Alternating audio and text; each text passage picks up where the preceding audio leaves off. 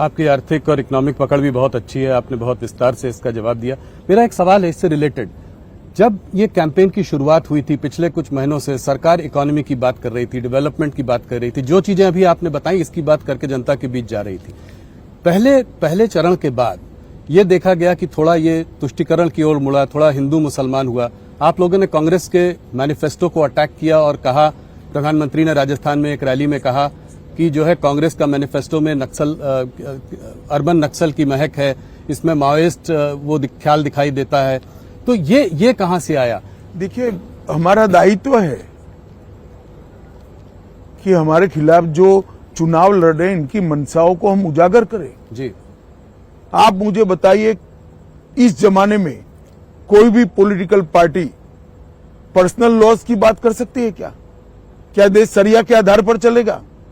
एक और हम हमारे घोषणा पत्र के अंदर, संकल्प पत्र के अंदर कह रहे हैं कि हम यूनिफॉर्म सिविल कोड लाएंगे। कांग्रेस कह रही है हम पर्सनल लॉ को प्रमोट करेंगे।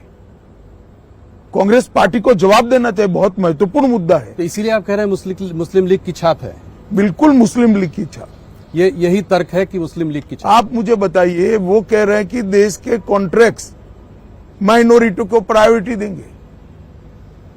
कॉन्ट्रैक्ट्स फर्स्ट लोएस्ट कौन है, पास्ट परफॉर्मेंस क्या है, काम करने की क्षमता है या नहीं है, इसके आधार पर निर्धारित होंगे या कॉन्ट्रैक्टर के धर्म के आधार पर निर्धारित? किस तरह से देश चलाना चाहते हैं? देश की जनता को इसको सोचना पड़ेगा।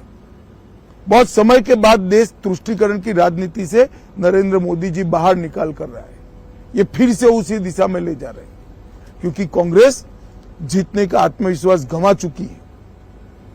प्रधानमंत्री जी ने उस रैली में यह भी कहा कि सबकी जमा पूंजी को चेक करके वेल्थ को रिडिस्ट्रीब्यूट किया जाएगा और वेल्थ रिडिस्ट्रीब्यूट करके मुसलमानों और घुसपैठियों को दिया जाएगा। ये कहां से आता है? ये वहां से आता है, देश के प्रधानमंत्री, तत्कालीन प्रधानमंत्री मनमोहन सिंह का बयान है, बड़ा प्रसिद्ध बयान था जी, कि इस देश के संसाधनों पर सबसे पहला अधिकार माइनॉरिटी का और माइनॉरिटी में भी मुसलमानों का है जी। अब जब वेल्थ डिस्ट्रीब्यूट करने की बात आती है तो संसाधन से ही होगी जी। सरकार उसको लोगों की संपत्ति को लेकर डिस्ट्रीब्यूट करेगी। तो और मैं कहता हूं कि अगर ये सच नहीं है तो कांग्रेस पार्टी बताए इसका मतलब क्या है?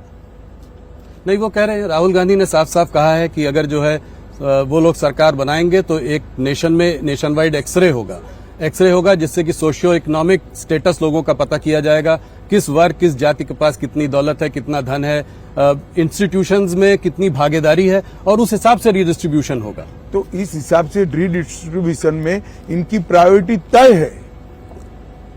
वो कहते हैं इनइक्वालिटी को खत्म करने का यही तरीका है। वो उनकी समझ है।